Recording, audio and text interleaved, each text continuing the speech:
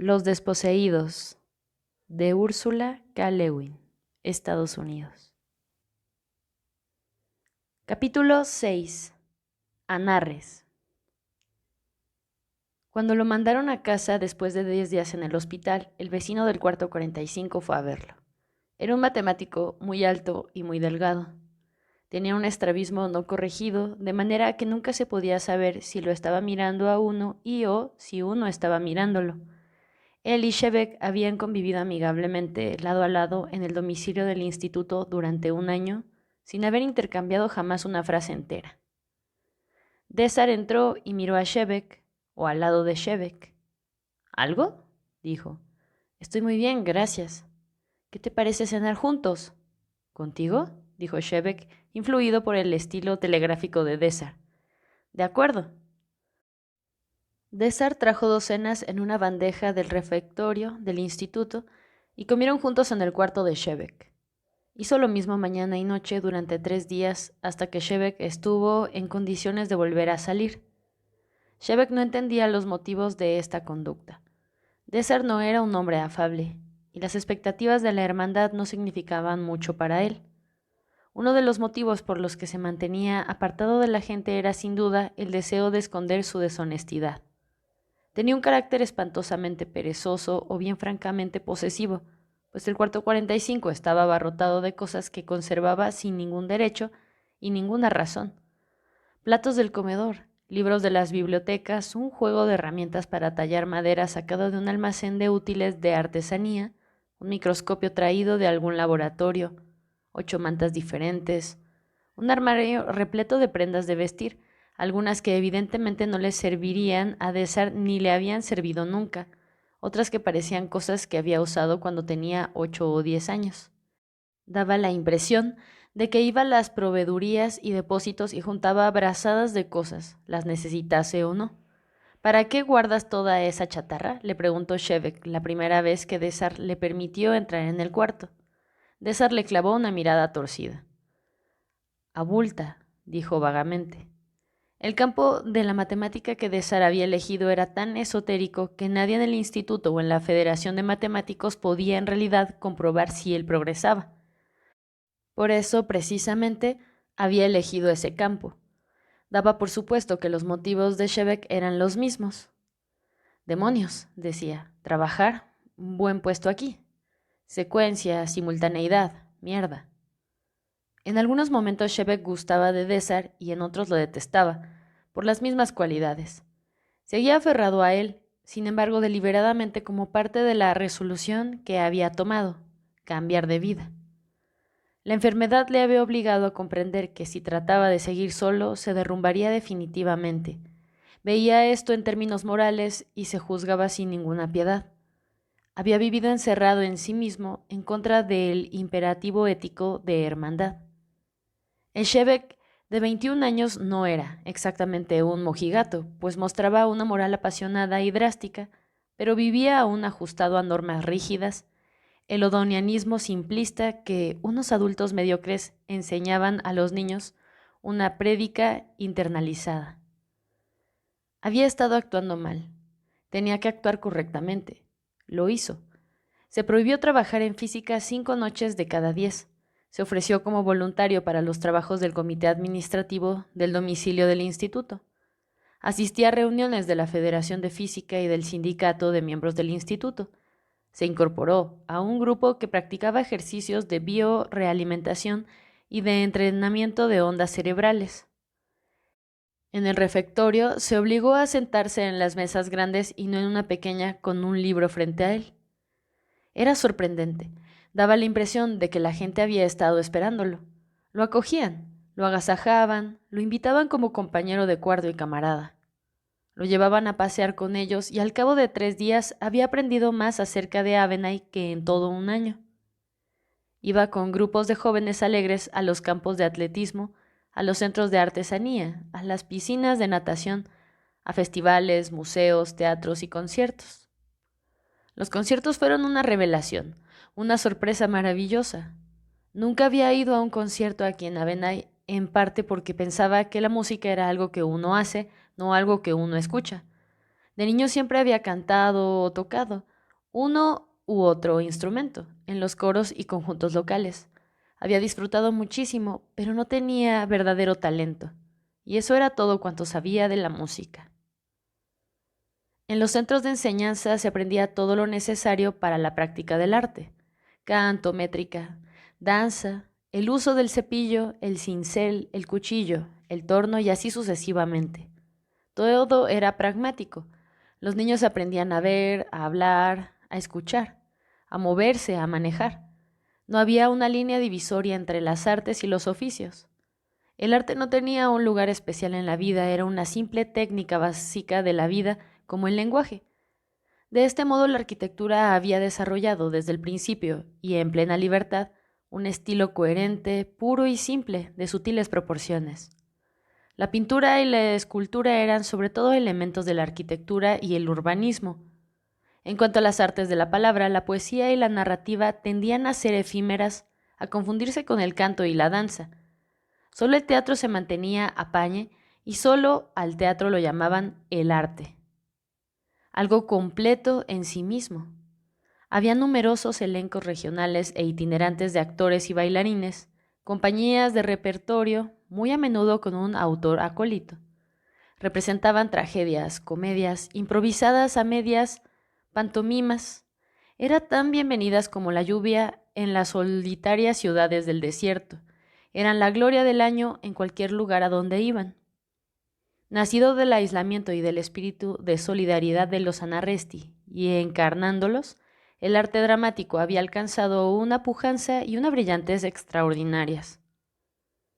Šebek, sin embargo, no era particularmente sensible al arte del teatro.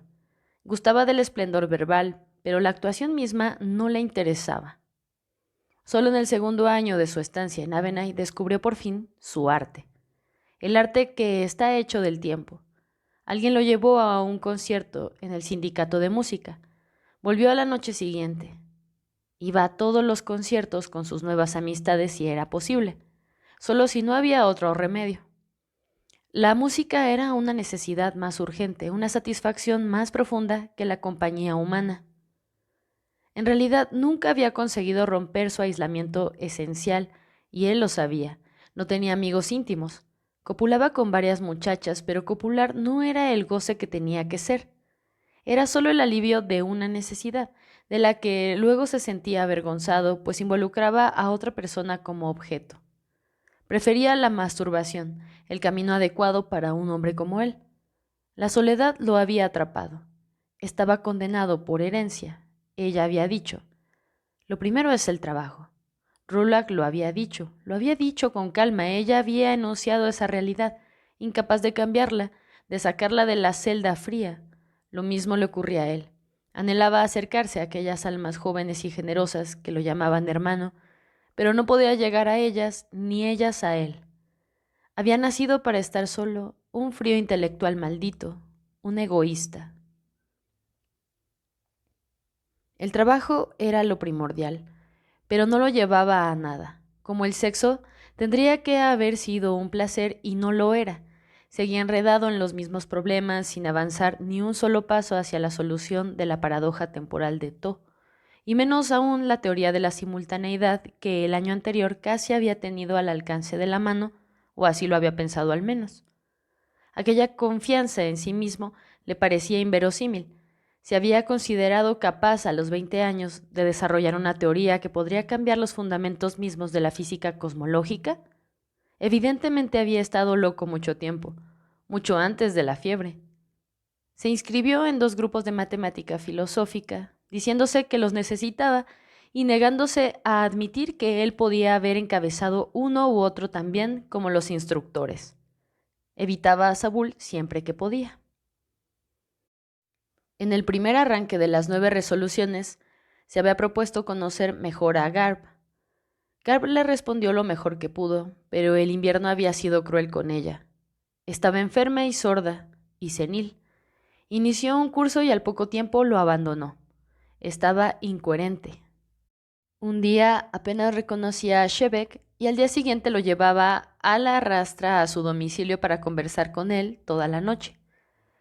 Šebek, que había llegado poco más allá de las ideas de Garb, encontraba tediosas aquellas charlas interminables, o tenía que permitir que Garb lo aburriese 2 horas repitiendo cosas que él ya sabía o que había refutado, o tenía que herirla y confundirla mientras trataba de demostrarle el buen camino.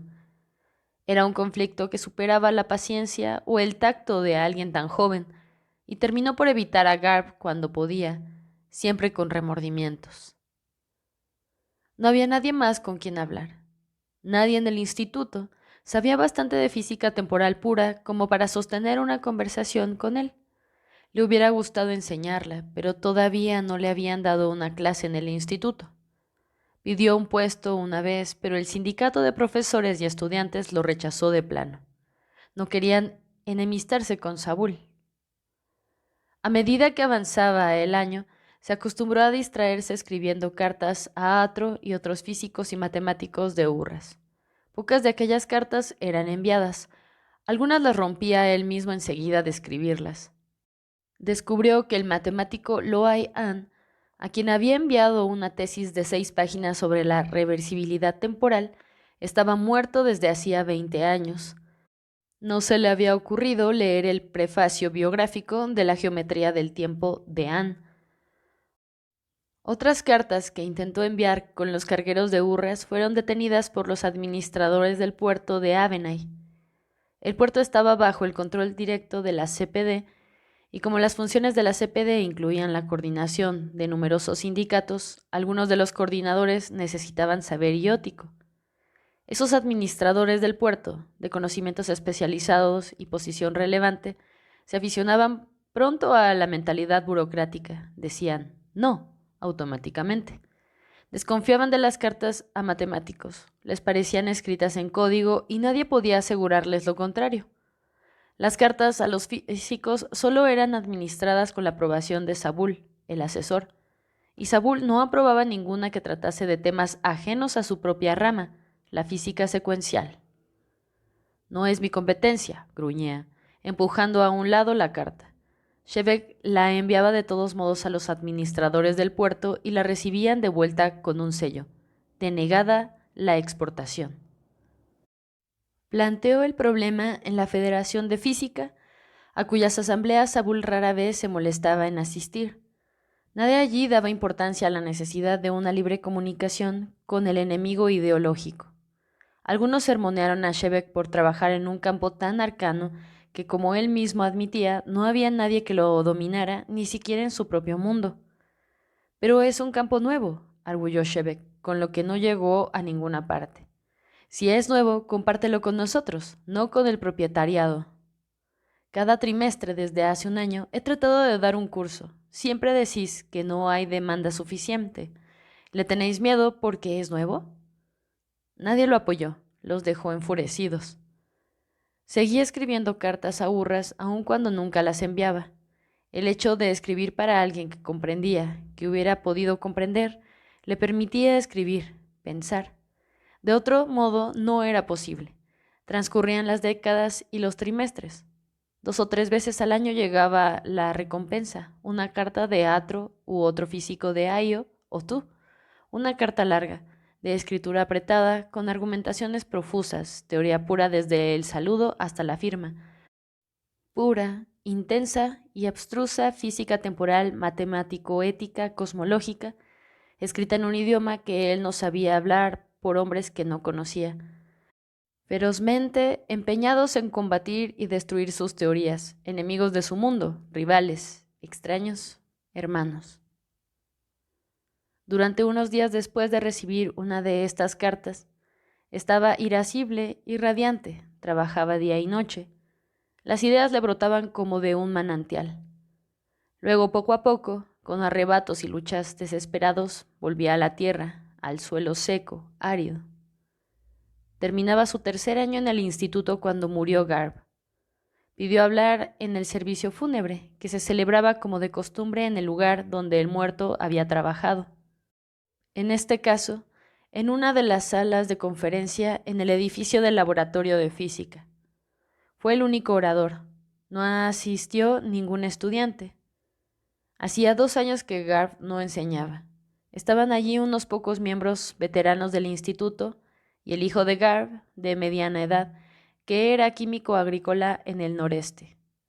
Shebeck habló desde el sitio en que la anciana profesora solía dar clase. Dijo a los presentes con la voz enroquecida por la ahora permanente bronquitis invernal que Garb había fundado la ciencia del tiempo y que era la cosmóloga más notable que había trabajado jamás en el instituto. Tenemos ahora nuestra Odo en física, dijo. La tenemos y nunca la hemos honrado. Luego una mujer le agradeció con lágrimas en los ojos. Siempre hacíamos juntas el 10º día, ella y yo. En la portería del domicilio pasábamos tan buenos momentos conversando, dijo, estremeciéndose en el viento glacial cuando salía a la calle. El químico agrícola farfulló unas palabras de agradecimiento y se marchó deprisa para alcanzar un vehículo de regreso al noreste. En un arranque de dolor, futilidad e impaciencia, Shebeck echó a andar a la deriva por las calles de la ciudad. 3 años aquí. ¿Y qué había conseguido? Un libro, expropiado por Saúl, 5 o 6 trabajos inéditos y una oración fúnebre por una vida desperdiciada. Nadie comprendía lo que hacía, o para decirlo más honestamente, nada de lo que hacía tenía significado. No estaba cumpliendo ninguna función necesaria, personal o social. En realidad, y no era un fenómeno insólito en este campo, ya nunca haría nada más. Había chocado con el muro para siempre. Se detuvo frente al auditorio del sindicato de música a leer los programas para la década. No había concierto para esa noche. Se volvió, apartándose de la cartelera, y se encontró cara a cara con Bedap. Bedap, siempre a la defensiva y un tanto miope, no lo reconoció. Shebeck lo tomó del brazo. —¡Shebeck! ¡Diantre, eres tú! Se abrazaron, se besaron, se separaron. Se abrazaron otra vez. Shebeck se sentía desbordante de amor. ¿Por qué? Ni siquiera había simpatizado mucho con Bedap aquel año del Instituto Regional. Nunca se habían escrito en estos 3 últimos años. La amistad entre ellos era cosa de la niñez, del pasado. Sin embargo, el amor estaba allí. Llameaba como ascuas removidas. Caminaron, hablaron sin saber a dónde iban.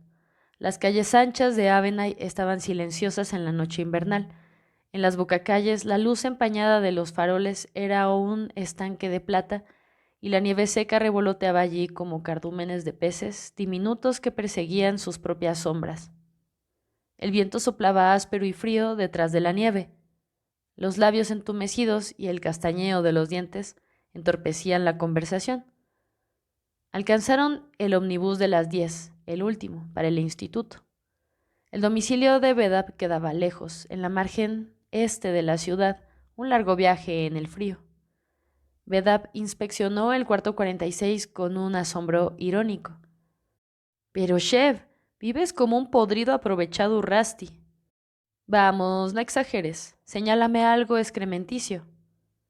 La habitación contenía en realidad poco más o menos lo mismo que cuando Shebeck había entrado en ella por primera vez. Bedap señaló. Esta manta. Estaba aquí cuando vine. Alguien la tejió y la dejó al mudarse. ¿Es algo excesivo una manta en una noche como esta? El color es decididamente excrementicio, dijo Bedap. Como analista de funciones, ha de puntualizar que el naranja no es necesario. No cumple ninguna función indispensable en el organismo social, sea a nivel cultural o a nivel orgánico. Y ninguno, por cierto, en el nivel orgánico o más centralmente ético, en cuyo caso la tolerancia es una elección menos buena que la excreción. Tiñela de verde sucio, hermano. ¿Qué es todo esto? Notas. ¿En código? Preguntó Bedap mientras examinaba un cuaderno con aquella frialdad que era una de sus características, como recordó Shebeck. Bedap tenía aún menos sentimientos posesivos, menos sentido de la propiedad privada que la mayoría de los Anarresti. Nunca había tenido un lápiz predilecto que llevara consigo a todas partes, ni una camisa vieja con la que se hubiera encariñado y no quisiese tirar al recipiente del reciclaje. Y si recibía un regalo, trataba de conservarlo por respeto a los sentimientos del donante, pero siempre acababa perdiéndolo. Bedap no ignoraba esta particularidad de su carácter. lo que demostraba, según él, que era menos primitivo que la mayoría, un ejemplar anticipado del hombre prometido, el genuino, el verdadero hombre odoniano, pero tenía un cierto sentido de la vida privada. La vida privada empezaba para él en el cráneo, el suyo o el de otro, y a partir de allí era total. Él nunca espiaba.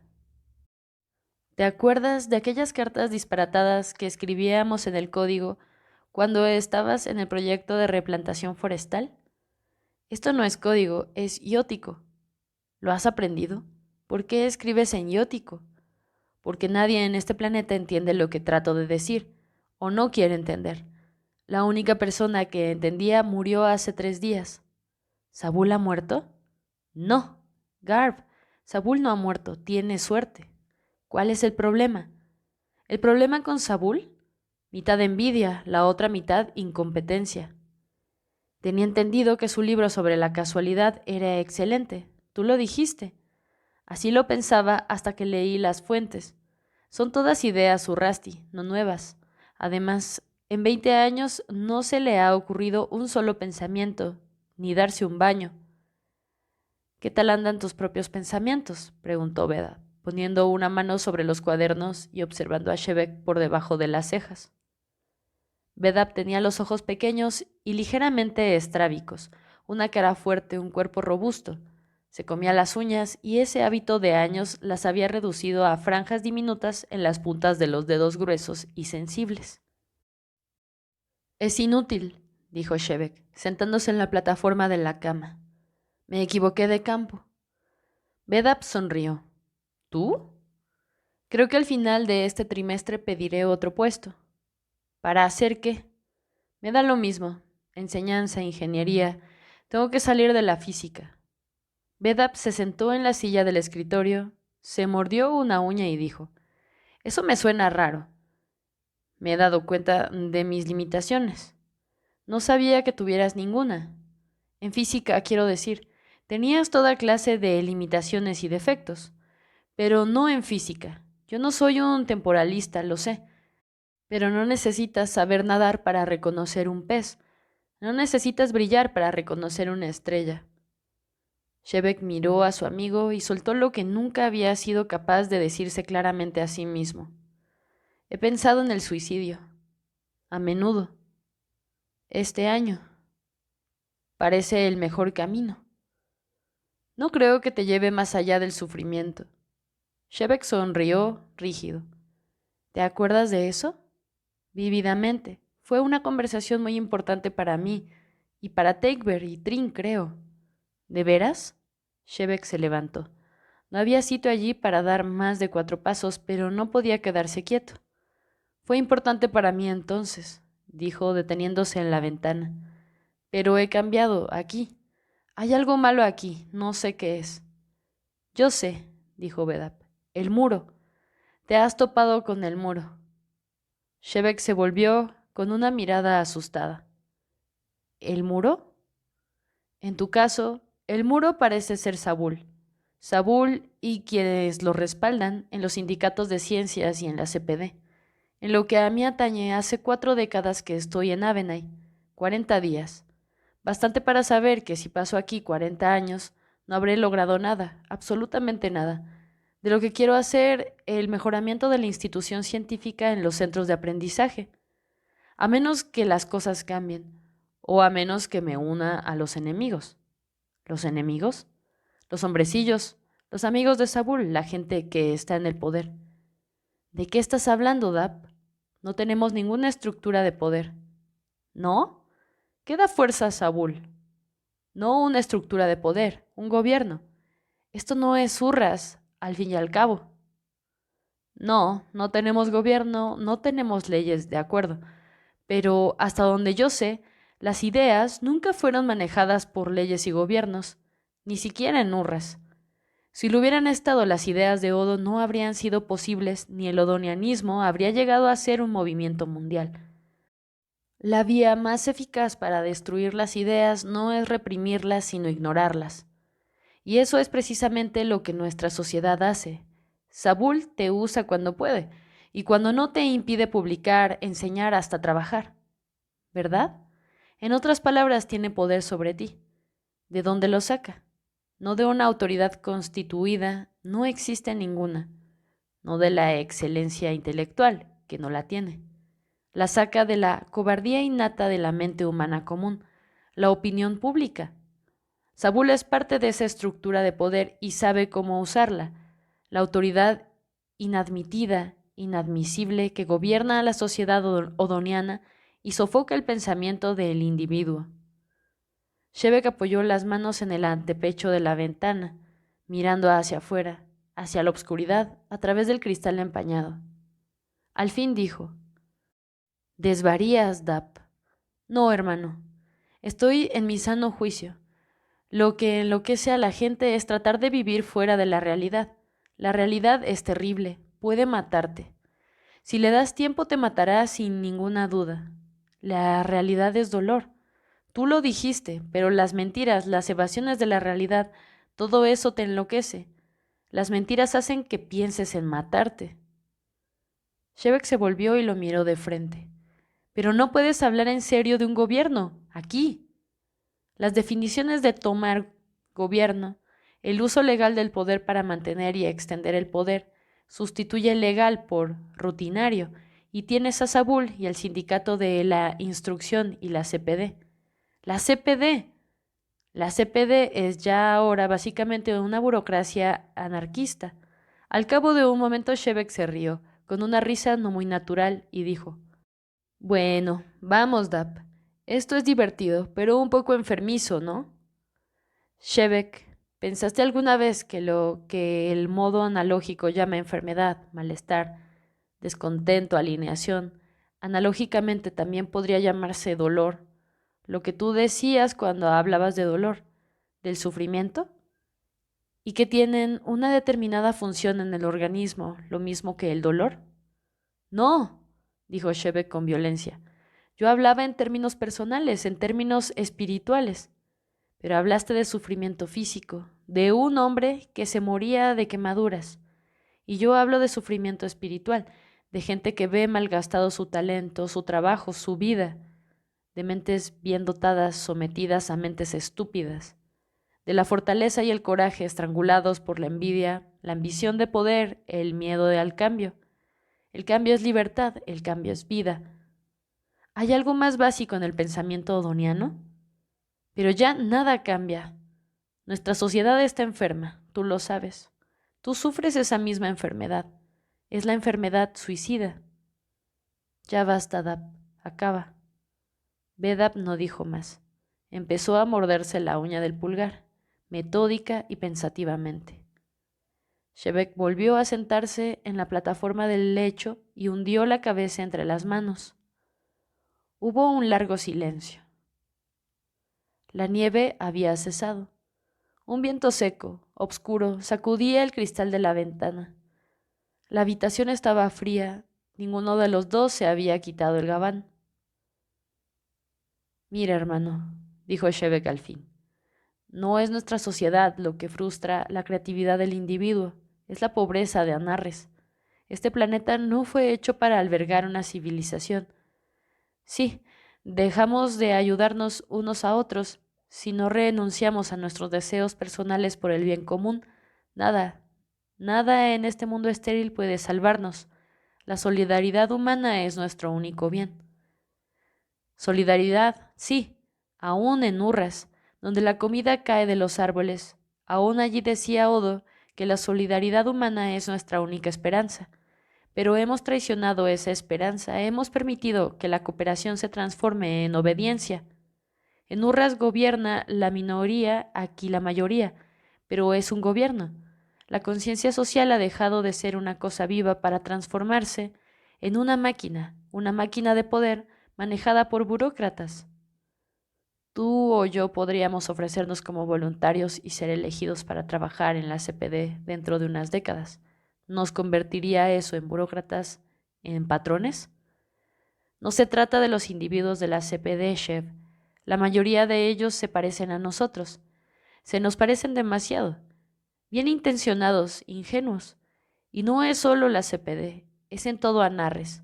centros de aprendizaje, institutos, minas, refinerías, pesquerías, fábricas de alimentos conservados, centros de desarrollo e investigación agrícola, fábricas de electricidad, comunidades de monoproducción, en todos aquellos campos en los que la función requiera pericia y una institución estable. Pero esa estabilidad da cabida al impulso autoritario. En los primeros años de la colonización nos dábamos cuenta, estábamos atentos. La gente discriminaba entonces con mucho cuidado entre el gobierno y la administración. Lo hicieron tan bien que olvidamos que el deseo de poder es tan fundamental en el ser humano como el impulso de ayudarnos mutuamente, y que esto hay que inculcárselo a cada nuevo individuo, en cada nueva generación. Nadie nace odoniano del mismo modo que nadie nace civilizado, pero lo hemos olvidado. No educamos para la libertad. La educación, la actividad más importante del organismo social, se ha hecho rígida, moralista, autoritaria. Los chicos aprenden a recitar las palabras de Odo como si fueran leyes, la peor blasfemia. Shebeck vaciló. De niño, incluso aquí en el instituto, había conocido demasiado de cerca el tipo de enseñanza que descubría Bedap. Bedap aprovechó el terreno ganado. Siempre es más fácil no pensar por tu propia cuenta, encontrar una jerarquía agradable y segura y dejarse estar. No cambiar nada, no arriesgarte a las censuras, no intranquilizar a tus síndicos. Dejarte gobernar es siempre más cómodo. Pero no es gobierno, DAP. Los expertos y los veteranos o las cuadrillas dirigen los sindicatos. Ellos conocen mejor el trabajo. El trabajo tiene que hacerse, al fin y al cabo. En cuanto a la CPD, sí, podría convertirse en una jerarquía, en una estructura de poder, si no estuviera organizada para impedir precisamente que eso ocurra. Recuerda cómo está montada. Voluntarios elegidos por el sorteo. Un año de aprendizaje, luego 4 años en la nómina y luego afuera. Nadie podría conquistar poder en el sentido anguista. Un sistema como este, con solo 4 años de tiempo. Algunos se quedan más de 4 años. Los consejeros pierden el voto. Los votos no tienen importancia. Hay gente entre bastidores. Vamos, eso es paranoia pura. ¿Entre bastidores cómo? ¿Qué bastidores? Cualquiera puede asistir a cualquier reunión de la CPD y si es síndico interesado puede intervenir en el debate y votar. ¿O tratas de decirme que aquí tenemos políticos? Shebeck estaba furioso con Bedap. Tenía rojas las orejas prominentes. Hablaba en voz muy alta. En todo el patio no brillaba una sola luz. Désar, en el cuarto 45, golpeó la pared pidiendo silencio. Estoy diciendo lo que ya conoces, dijo Bedap en un tono de voz un poco más bajo, que es la gente como Sabul la que en realidad maneja la CPD y la ha manejado año tras año. Si tanto sabes, lo acusó Shebeck en un murmullo áspero, ¿por qué no lo dices en público? ¿Por qué no convocaste a una sesión de crítica en el sindicato, si tienes pruebas?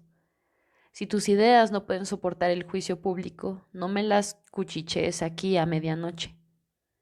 Bedap tenía ahora los ojos muy pequeños, como cuentas de acero. Hermano, dijo, eres un justiciero, siempre lo fuiste. Por una vez, mira fuera de tu maldita conciencia pura. Vengo aquí y cuchicheo porque sé que puedo confiar en ti. Maldición, ¿con qué otro podría hablar? ¿Acaso quiero acabar como Trin? Shebeck elevó la voz sorprendido. ¿Como Trin? Señalando con un gesto la pared, Bedap le pidió que se moderara. ¿Qué pasa con Trin? ¿Dónde está? En el hospicio de la isla Segvina. ¿En el hospicio? Bedap se sentó de costado y se abrazó las rodillas pegadas al mentón. Hablaba en voz muy baja ahora, a regañadientes. Trin escribió una obra de teatro y la presentó el año después de que te fuiste. Era rara, disparatada. Tú sabes las cosas que a él se le ocurrían. Bedap se pasó una mano por el pelo áspero, rojizo, y se soltó la cola. Podía parecer antiodoniano si uno era estúpido. Mucha gente era estúpida. Se alborotó. Lo amonestaron. Lo amonestaron públicamente. Era algo que yo nunca había visto antes. Todo el mundo viene a las reuniones de tu sindicato y te lo cuenta en secreto. Así ponían en un sitio a un capataz o un jefe de escuadrilla prepotente. Ahora emplean el mismo método solo para decirle a un individuo que deje de pensar por sí mismo. Fue horrible. Tyrion no lo pudo soportar. Creo que en realidad perdió un poco la cabeza. Le parecía que todo el mundo estaba contra él. Empezó a hablar más de la cuenta como resentido. No cosas irracionales, pero siempre críticas, siempre amargas. Y hablaba con cualquiera en ese tono. Bueno, cuando terminó el instituto, calificado como instructor de matemáticas, pidió un destino. Consiguió uno, en una cuadrilla de reparación de carreteras en el poniente del sur. Protestó suponiendo que había sido un error, pero las computadoras de la Deep Trap dijeron lo mismo. Así que fue. En todo el tiempo que lo conocí, Tyrion nunca trabajó al aire libre, interrumpió Shevek. Desde que tenía 10 años, siempre se daba maña para conseguir algún trabajo burocrático. Lo que hizo la Deep Trap era justo. Vedab no prestó atención. No sé realmente lo que pasó allí.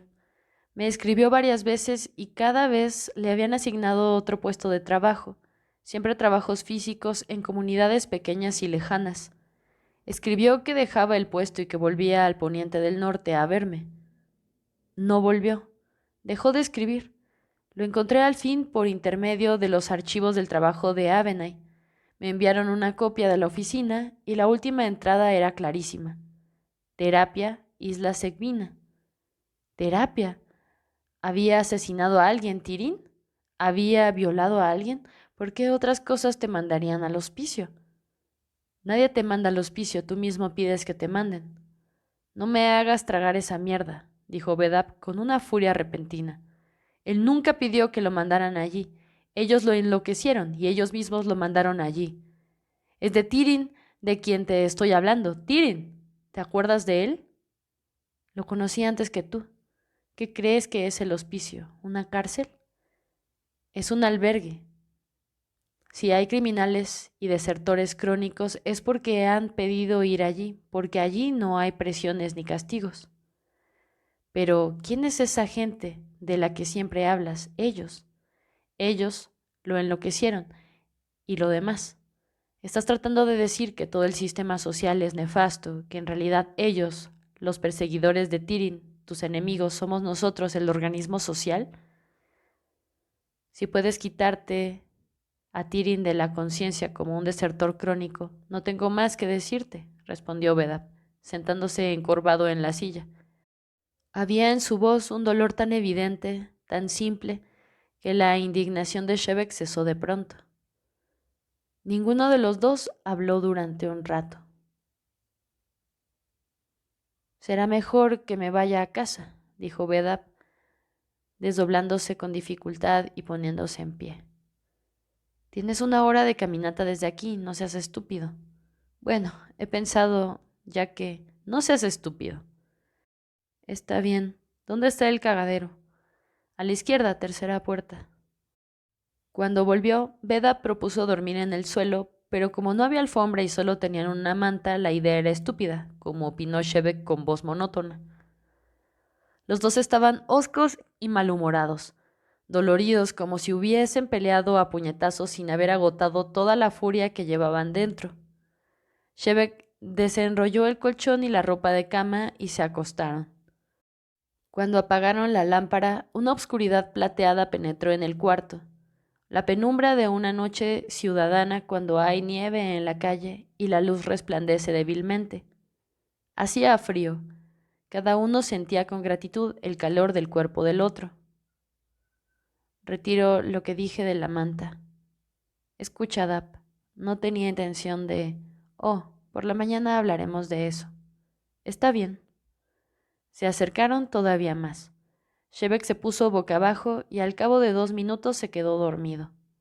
Vedab, mientras trataba de mantenerse despierto, fue hundiéndose en la tibieza, en el abandono profundo del sueño, confiado, y se durmió. En la mitad de la noche, uno de ellos lloró a gritos, en sueños. El otro extendió el brazo adormecido, musitando palabras de alivio, y el peso ciego y cálido de aquel contacto ahuyentó todos los temores. Volvieron a encontrarse a la noche siguiente y discutieron si iban o no a vivir juntos un tiempo como en la adolescencia. Tenían que discutirlo porque Shebek era definitivamente heterosexual y Vedap definitivamente homosexual. El placer sería sobre todo para Vedap. Shebek estaba perfectamente dispuesto, sin embargo, a reafirmar la antigua amistad. Y cuando vio que el elemento sexual de la relación significaba mucho para Vedap, que era para él una verdadera consumación, tomó la iniciativa y con gran ternura y tenacidad convenció a Vedap de que volviera a pasar la noche con él. Tomaron una habitación particular en un domicilio en el centro de la ciudad, y allí vivieron durante cerca de una década. Luego se separaron otra vez. Vedap volvió a su dormitorio y Shebek al cuarto 46. No había en ninguno de los dos un deseo sexual bastante fuerte como para que la relación fuese duradera.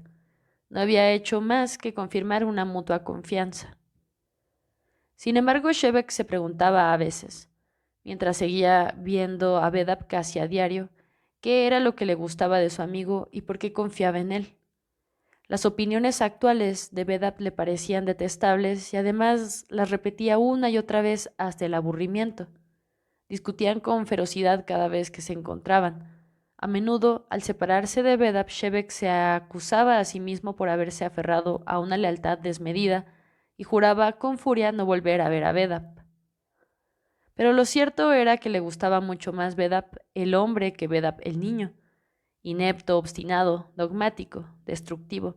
Vedap podía hacer todo eso, pero había logrado una libertad de espíritu que Shebek codiciaba, aunque las ideas nacidas de esa libertad le parecieran abominables. Había cambiado la vida de Shebek, y Shebek lo sabía. Sabía que ahora por fin estaba saliendo a flote y que era Vedap quien le había ayudado. Reñía con Vedap a cada paso, pero seguía viéndolo para discutir, para herir y ser herido, para encontrar lo que estaba buscando por detrás de la cólera, el rechazo, la negación. No sabía qué buscaba, pero sabía dónde buscarlo. Fue conscientemente un año tan desdichado para él como el anterior. Todavía no había avanzado un solo paso en su trabajo. En realidad había abandonado por completo la física temporal para dedicarse una vez más a humildes trabajos prácticos, preparando diversos experimentos en el laboratorio de radiación, ayudado por un técnico diestro, silencioso y estudiando las velocidades subatómicas. Era un campo bastante trillado y el tardío interés de Shebek fue considerado por los demás como el reconocimiento de que por fin había renunciado a ser original. El sindicato de miembros del instituto le confió un curso de física matemática para jóvenes principiantes. No sintió que hubiera triunfado por haber conseguido al fin que le permitieran enseñar, pues solo había sido eso. Se lo habían permitido, concedido. Nada lo consolaba. El hecho de que las paredes de su dura conciencia puritana se estuvieran ensanchando enormemente era cualquier cosa, pero no un consuelo. Se sentía frío y perdido, no tenía dónde abrigarse, dónde buscar refugio, de modo que seguía saliendo y alejándose en el frío cada vez más distante, más extrañado. Vedap había hecho muchas amistades, un grupo errabundo y descontento, y algunos llegaron a simpatizar con el hombre tímido. Shebek no se sentía más cerca de ellos que de la gente convencional que conocía en el instituto, pero eran independientes, capaces de defender la autonomía moral aun a riesgo de parecer excéntricos, y esto le interesaba. Algunos de ellos eran intelectuales, nuchibi, que desde hacía años no participaban regularmente en los trabajos comunitarios. Shebek los desaprobaba severamente cuando no estaba con ellos. Uno de ellos era un compositor llamado Salas. Salas y Shebek tenían interés en aprender uno del otro. Salas sabía poca matemática, pero cuando Shebek le explicaba la física en el modo analógico o el experimental, era un oyente ávido e inteligente. Del mismo modo, Shebek escuchaba todo cuanto Salas pudiese decirle sobre teoría musical, y cualquier cosa que Salas le hiciera oír en las cintas grabadas o en el instrumento portátil. Pero algunas de las cosas que Salas le contaba lo perturbaban profundamente. Salas trabajaba ahora en una cuadrilla de cavadores de acequias en los llanos del Tamae, al este de Avenay. Venía a la ciudad los 3 días libres de cada década y los pasaba en compañía de una u otra muchacha. Shebeck suponía que había tomado el puesto voluntariamente porque quería, para variar, trabajar un poco al aire libre, pero luego supo que nunca le habían dado un puesto en música, ni en nada que no fueran tareas no especializadas. ¿En qué nómina estás en la DIPTRAB? Le preguntó intrigado. Trabajos generales. Pero tú eres un especialista. Pasaste 6 u 8 años en el conservatorio musical del sindicato, ¿no? ¿Por qué no te ponen a enseñar música? Lo hicieron, no acepté. Hasta dentro de 10 años no estaré en condiciones de enseñar. Soy un compositor, recuérdalo, no un ejecutante. Pero habrá puestos para compositores. ¿Dónde? En el sindicato de música, supongo. A los síndicos de música no les gustan mis composiciones, en verdad, no les gusta a mucha gente todavía. Yo solo no puedo ser un sindicato, ¿no? Salas era un hombre menudo y enjuto, ya calvo en la frente y el cráneo. Llevaba lo poco que le quedaba de pelo en la franja rubia y sedosa alrededor de la barbilla y la nuca. Tenía una sonrisa dulce que le arrugaba la cara expresiva. Tú sabes, no compongo como me enseñaron en el conservatorio. Compongo música disfuncional. Sonrió con más dulzura que nunca. Ellos quieren corales. Yo detesto los corales. Quieren piezas armónicas como las que escribía César. Detesto la música de César. Estoy escribiendo una pieza de música de cámara. Pensé que podría llamarla El principio de la simultaneidad. 5 instrumentos tocando cada uno un tema cíclico independiente.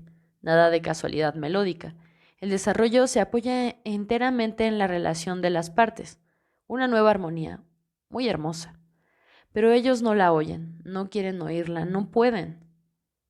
Shebeck reflexionó un momento. Si la llamaras Las alegrías de la solidaridad, dijo, ¿querrían oírla? Caramba, dijo Beda, que estaba escuchando. Es la primera cosa cínica que has dicho en tu vida, Sheb. Bienvenido a la cuadrilla de trabajo. Salas se echó a reír. Tal vez sí, pero no permitirían que se grabara o tocara. No está dentro del estilo orgánico. No me extraña no haber oído nunca música profesional cuando vivía en el poniente del norte. Pero ¿cómo justifican este tipo de censura? Tú escribes la música. La música es un arte cooperativo, orgánico por definición social. Quizá la forma más noble del comportamiento social de que seamos capaces. Sin duda una de las actividades más nobles del individuo. Y por su naturaleza, por la naturaleza de todo arte, es algo que compartes con otros.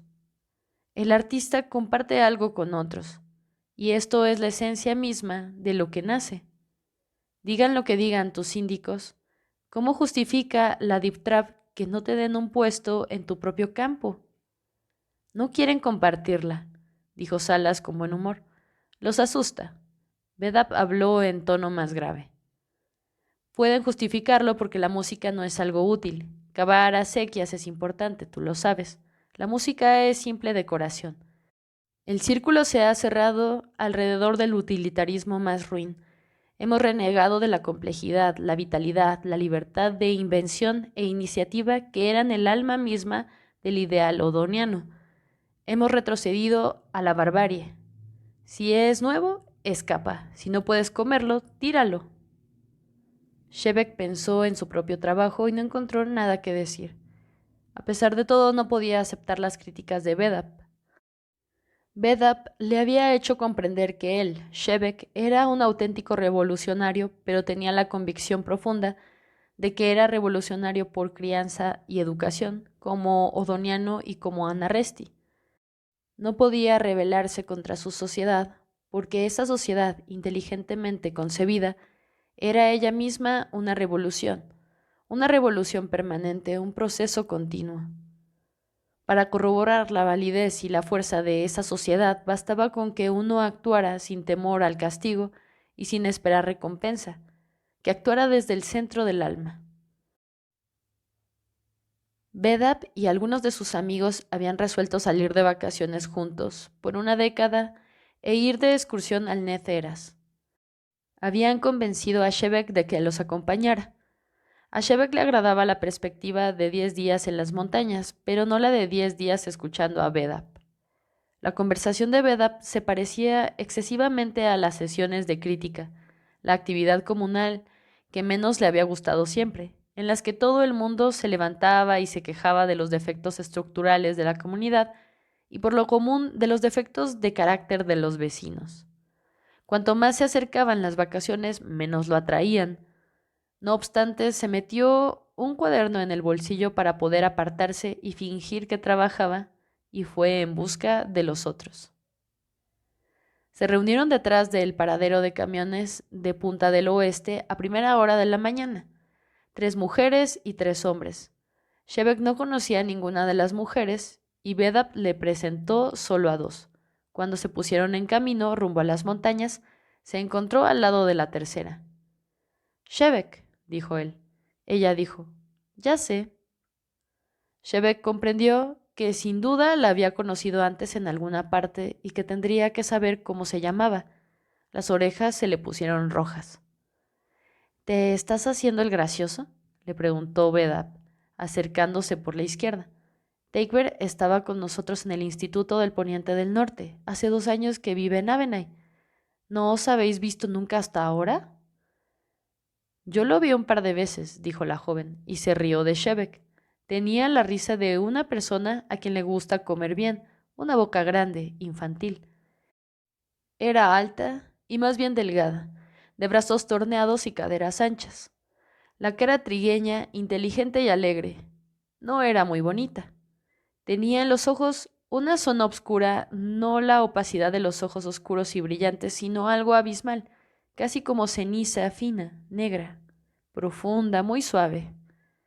Shevek, al encontrar aquellos ojos, supo que había cometido un error imperdonable al olvidarla, y en ese mismo instante supo también que había sido perdonado, que estaba de suerte, que su suerte había cambiado. Emprendieron el camino de las montañas. En el frío atardecer del 4.º día de excursión, él y Takeber estaban sentados en una ladera desnuda y escarpada al borde de una garganta. 40 metros más abajo, un torrente de montañas se precipitaba ruidoso por el barranco entre las rocas salpicadas de espuma. Había poca agua en Anarres. El agua potable escaseaba en casi todas las regiones. Los ríos eran conos. Solo en las montañas habían ríos rápidos. El sonido del agua, que gritaba y reía y cantaba, era nuevo para ellos. Habían estado trepando y gateando arriba y abajo por las gargantas de aquella comarca montañosa y tenían las piernas cansadas. El resto del grupo estaba en el refugio del camino, un albergue de piedra construido por y para excursionistas y bien cuidado. La Federación del Nez Eras era el más activo de los grupos voluntarios que cuidaban de los parajes pintorescos de Anarres y no muy numerosos. Un guardabosque que vivía allí en el verano estaba ayudando a Bedap y los otros a preparar una cena con las provisiones de las bien abastecidas despensas. Takeber y Shever habían salido en ese orden por separado, sin anunciar a dónde iban o en realidad sabiéndolo de antemano. La encontró en una ladera escarpada, sentada entre las delicadas matas de zarzaluna que crecían allí como nudos de encaje, las ramas tiesas, frágiles y plateadas a la media luz crepuscular. En un claro entre los picos orientales, el cielo incoloro anunciaba la salida de la luna. El fragor del torrente resonaba en el silencio de las colinas altas, descarnadas. No había viento ni nubes. El aire que se elevaba por encima de las montañas parecía de amatista, duro, diáfano, profundo. Estuvieron sentados ahí un rato, sin hablar. Nunca en mi vida me he sentido atraído por una mujer como me he sentido atraído por ti, desde que empezamos esta excursión. El tono de voz de Shevek era frío, casi irritado. No tenía intención de estropearte las vacaciones, dijo ella, con una risa abierta, infantil, demasiado ruidosa para la media luz. No las estropeas. Me alegro. Pensé que decías que te distraigo. Que me distraes. Es como un terremoto. Gracias. No es por ti, dijo él roncamente. Es por mí. Eso es lo que crees, dijo ella. Hubo una pausa más larga. Si quieres copular, dijo ella, ¿por qué no me lo pediste? Porque no estoy seguro de quererlo. Tampoco yo. La sonrisa había desaparecido. Escucha, dijo. La voz era dulce y casi sin timbre. Tenía la misma cualidad aterciopelada de los ojos. Tengo que decírtelo. Pero lo que tenía que decirle quedó sin decir un largo rato. Shebeck la miraba con una aprehensión tan importante que ella se apresuró a hablar, precipitadamente. Bueno, solo diré que no quiero copular contigo ahora, ni con nadie. ¿Has renunciado al sexo? No, dijo ella con una indignación que no explicó. Yo es como si hubiera renunciado, dijo él, arrojando un guijarro al río. O soy impotente. Ya hace medio año y fue solo con Dap. Casi un año en realidad. Era cada vez más insatisfactorio hasta que renuncié a intentarlo. No valía la pena. No merecía el esfuerzo y sin embargo yo recuerdo, sé cómo tendría que ser. Bueno, es lo mismo, dijo Takeber. Me divertí mucho copulando hasta los 18 o los 19. Me parecía excitante e interesante y había placer. Pero después, no sé, como tú dices, empezó a ser insatisfactorio. Yo no quería placer. No solo placer, quiero decir. ¿Quieres niños? Cuando llegue el momento. Shebeck tiró otra piedra al río, que se perdía entre las sombras del barranco, dejando una estela de ruido, una armonía continua de sonidos inarmónicos. Yo quiero terminar un trabajo, dijo él. ¿Te ayuda el celibato? Hay una relación, pero no sé cuál es. No es causal. Hacia la época en que el sexo empezó a corromperse para mí, lo mismo me ocurrió con el trabajo, cada vez más. 3 años sin llegar a nada. La esterilidad. La esterilidad en todos los flancos.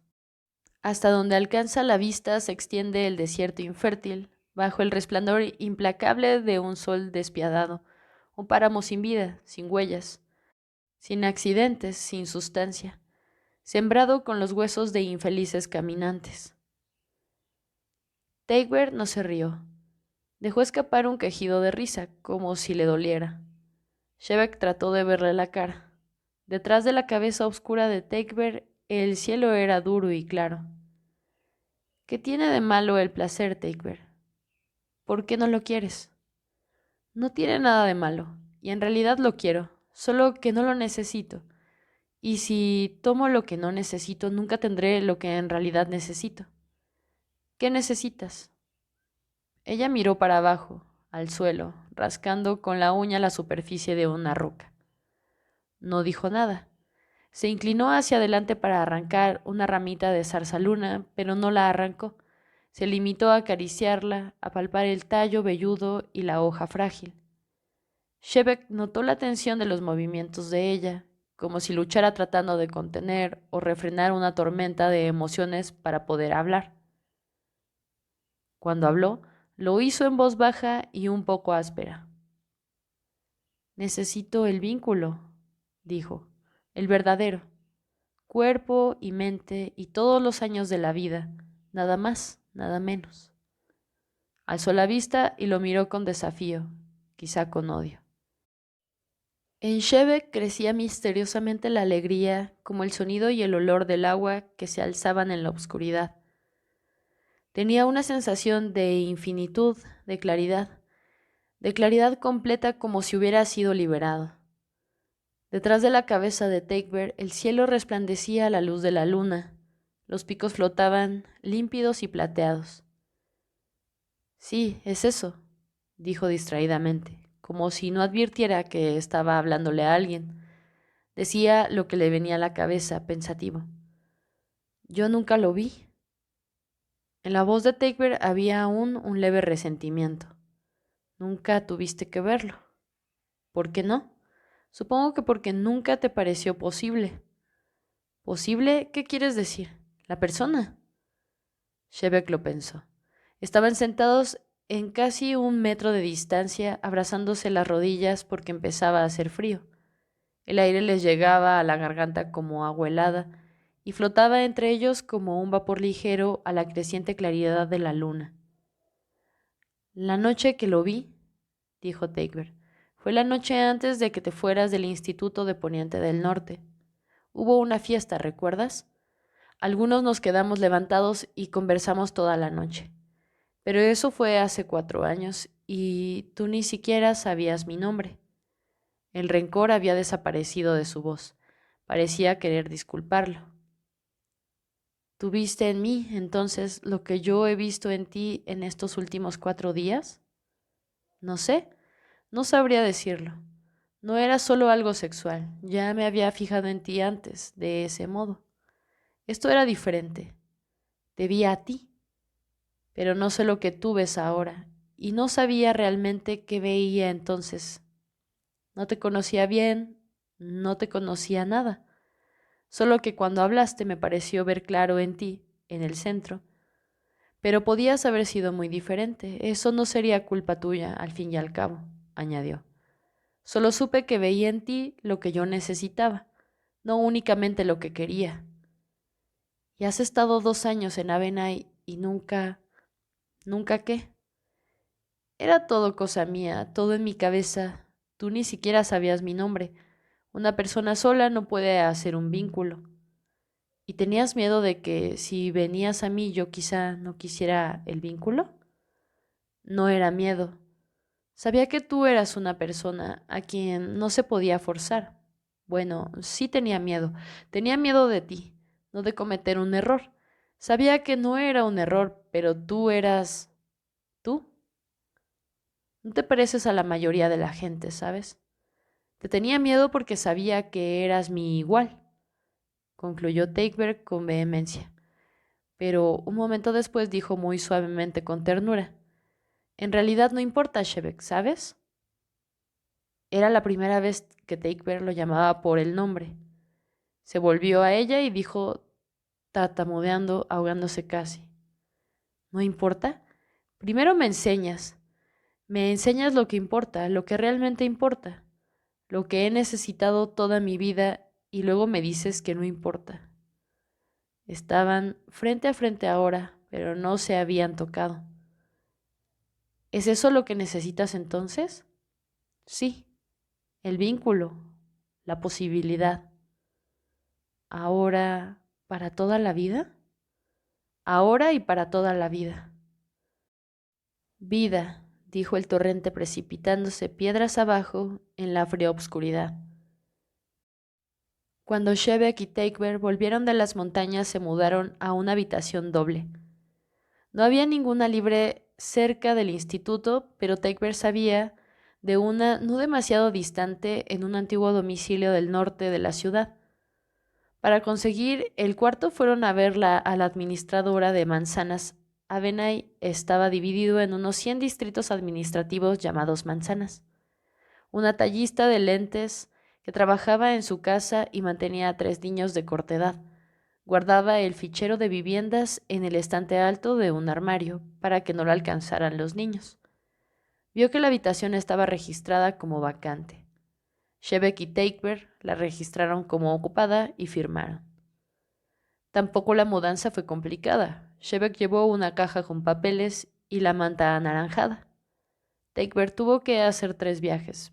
Primero a la proveeduría de ropas del distrito a conseguir un conjunto de prendas nuevas para cada uno, algo que ella sentía oscura pero interesantemente como indispensable para iniciar la sociedad.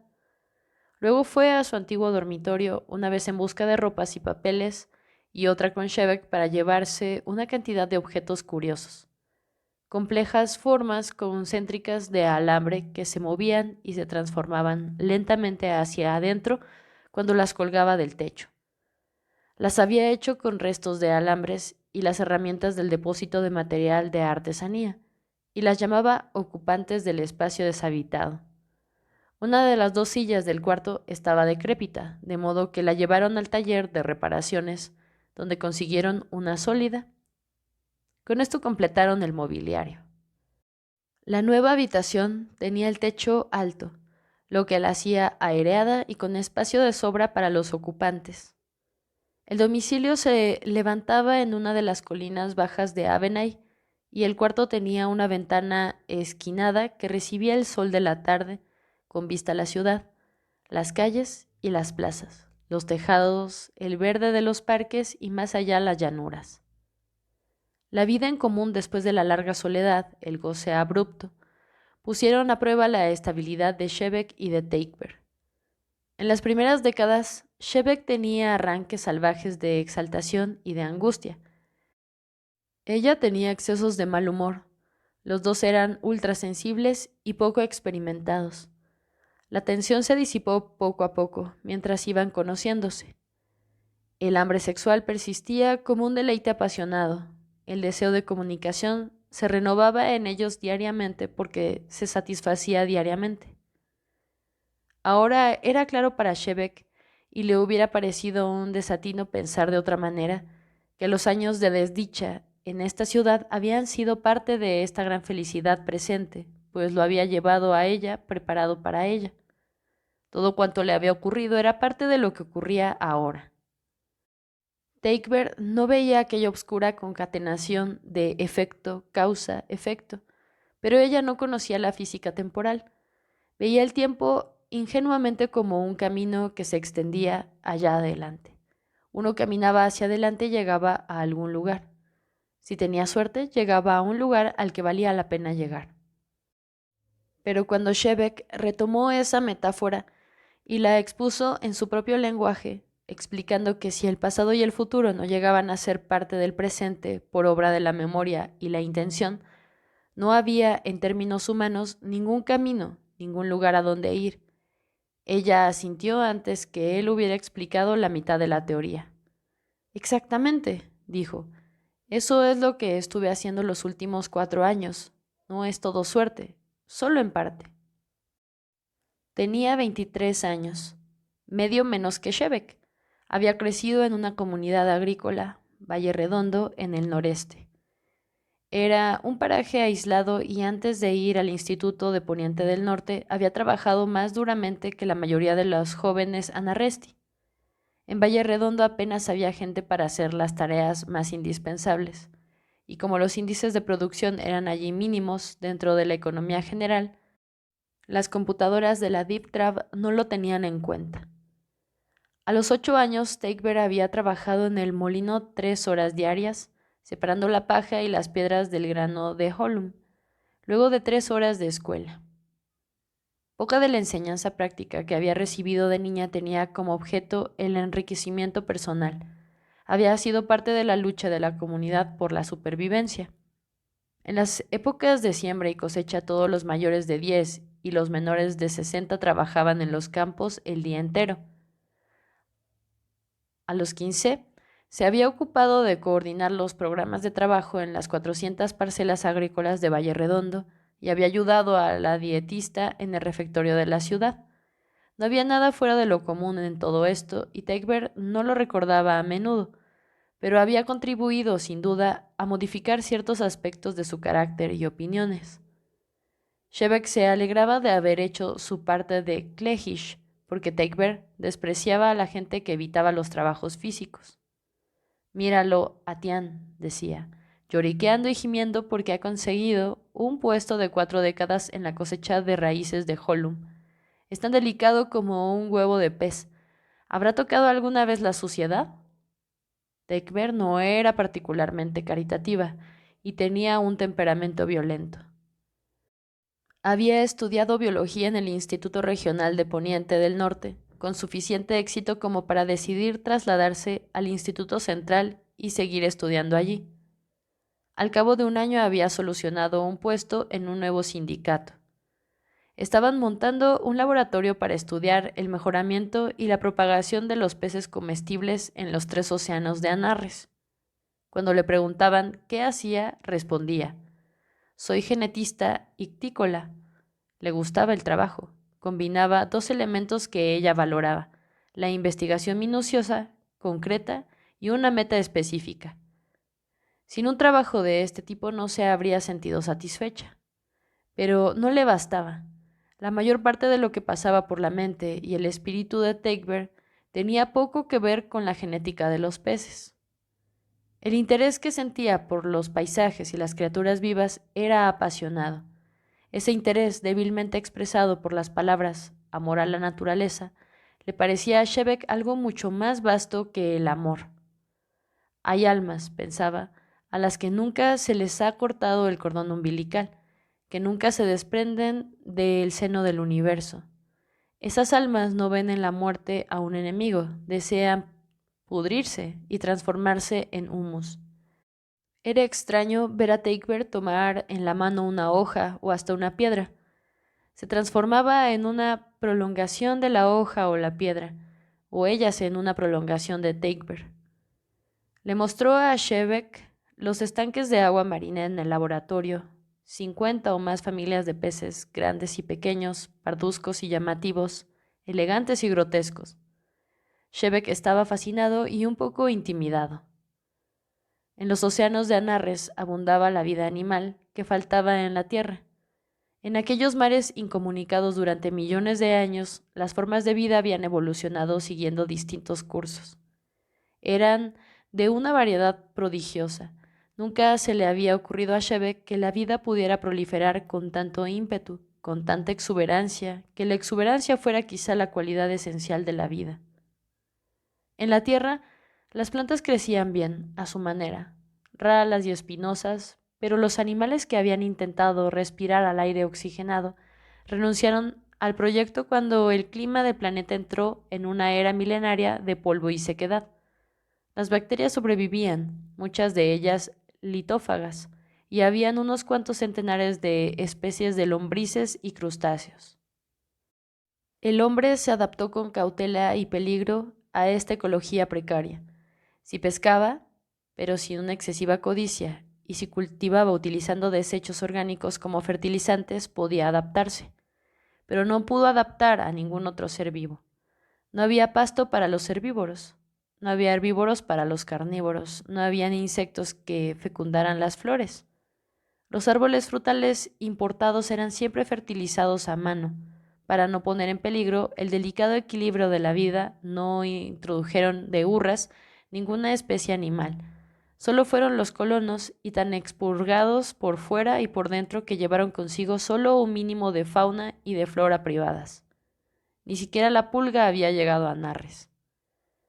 Me gusta la biología marina, dijo Teichberg a Shebeck frente a los acuarios. Es tan compleja, una verdadera maraña. Este pez se come a aquel que come a los pequeños, que comen a los ciliados, que comen bacterias, y así sigue la ronda.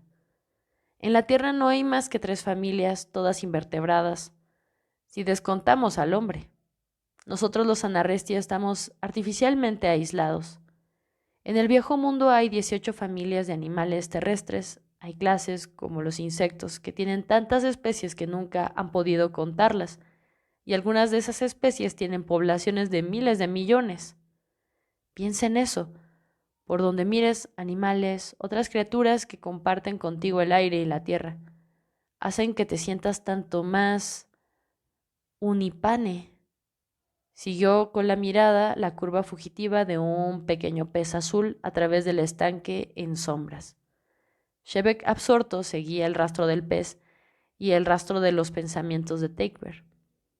Vagabundeó un rato entre las piscinas y volvió a menudo con ella al laboratorio y a los acuarios, despojándose de su arrogancia de físico ante aquellas vidas pequeñas y extrañas, seres para quienes el presente es eterno, seres que no se explican a sí mismos y nunca necesitan explicarles a los hombres por qué son así.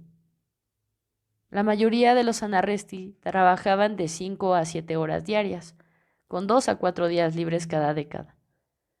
Los pormenores de regularidad, puntualidad, días libres, etc., eran decididos entre el individuo y el grupo, cuadrilla, sindicato o federación que coordinase el trabajo, en cualquier nivel en que pudieran mejorarse la eficiencia y la cooperación.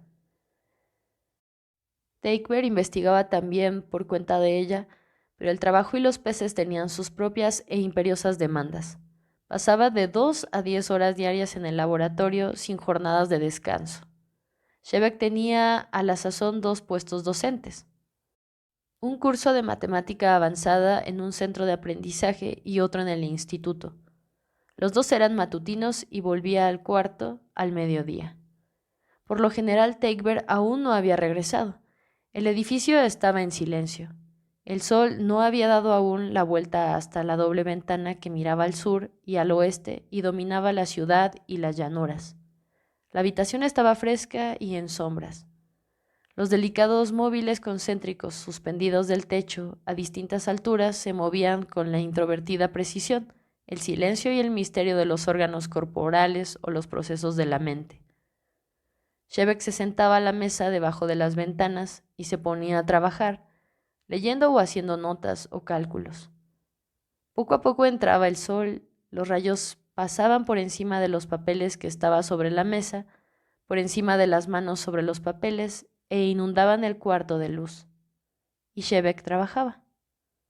Los falsos comienzos y futilezas de los años anteriores resultaron ser basamentos, cimientos, puestos a ciegas aunque bien puestos.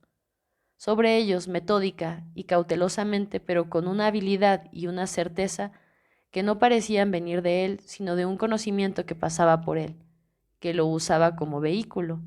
Shebeck edificaba la hermosa e inmutable estructura de los principios de la simultaneidad. A Takeber, como cualquier hombre o mujer que ha decidido acompañar a un espíritu creador, no siempre le era fácil aquella vida. Aunque la existencia de Takeber era necesaria para Shebeck, la presencia real de ella podía ser una distracción. Takeber evitaba volver al cuarto demasiado temprano, pues a menudo él dejaba de trabajar cuando ella llegaba, y ella tenía la impresión de que esto no era justo. Más adelante, cuando fueran gente mayor, aburrida, él podría ignorarla, pero no a los 24. Por lo tanto, ella organizaba las tareas del laboratorio para no regresar hasta media tarde. La solución no era perfecta, pues Shebeck necesitaba que lo cuidaran. Los días en que no tenía clases podía estar sentado a la mesa de 6 a 8 horas consecutivas. Cuando se levantaba, trastabillaba, parpadeaba, le temblaban las manos y era apenas coherente. El uso que el espíritu creador hace fe a sus vehículos es brutal. Los consume, los descarta, busca un nuevo modelo.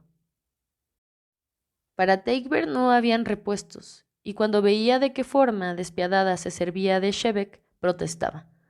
Hubiera exclamado como a Asieo, el esposo de Odo: «Por amor de Dios, mujer, ¿no puedes servir a la verdad poco a poco?», con la diferencia de que la mujer era ella y no tenía relación con Dios. Conversaban, salían a caminar o a los baños, luego a cenar en el comedor del instituto.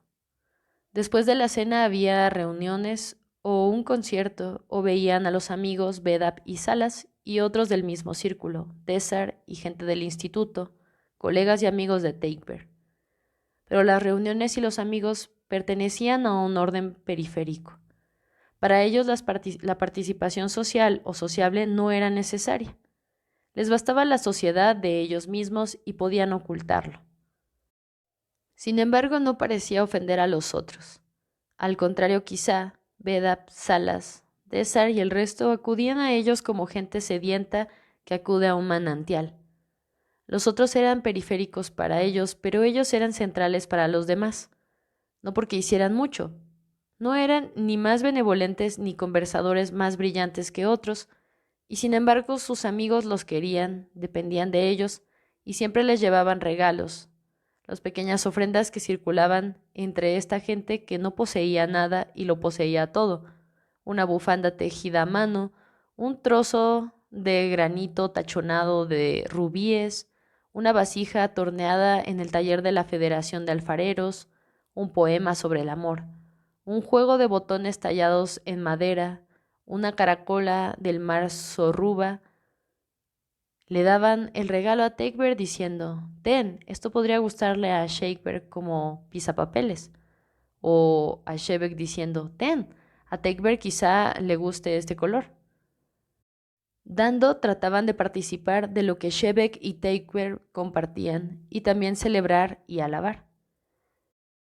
Fue un verano largo, largo y luminoso, aquel verano del año 160 de la colonización de Anarres. Las lluvias copiosas de la primavera habían reverdecido las llanuras de Avenay y asentado el polvo, y el aire era de una insólita diafanidad. Durante el día el sol brillaba, cálido, y por las noches las estrellas resplandecían apretadas. Cuando la luna estaba en el cielo bajo las deslumbrantes volutas blancas de las nubes, se alcanzaban a ver los bordes de los continentes. ¿Por qué parece tan hermosa?, dijo Takeber, acostada junto a Shebek bajo la manta de color naranja. Suspendidos del techo, los ocupantes del espacio deshabitado flotaban apenas visibles en la habitación. Sin luz, afuera, del otro lado de la ventana, pendía brillante la luna llena. Cuando sabemos que es un planeta igual a este, solo que con un clima mejor y gente peor, cuando sabemos que todos allí son un vasto propietariado y que hacen guerras y que hacen leyes y comen mientras otros pasan hambre, y aún así envejecen y tienen mala suerte y rodillas reumáticas y callos en los pies, igual que la gente de aquí. Cuando sabemos todo eso, ¿por qué parece tan feliz, como si allí la vida fuera tan feliz? No puedo mirar ese resplandor e imaginarme que también allí vive un hombrecito horrendo de mangas grasientas y mente atrofiada como Sabul. No puedo. La luna les iluminaba los brazos y los pechos desnudos. La pelusa débil, leve de la cara de Takeber, la envolvía en una tenue aureola. El cabello y las sombras eran negros. Shebek le acarició el brazo plateado con la mano de plata, maravillado por la tibieza del tacto en esa luz fría. Si puedes ver una cosa completa, dijo, siempre te parece hermosa. Los planetas, las vidas.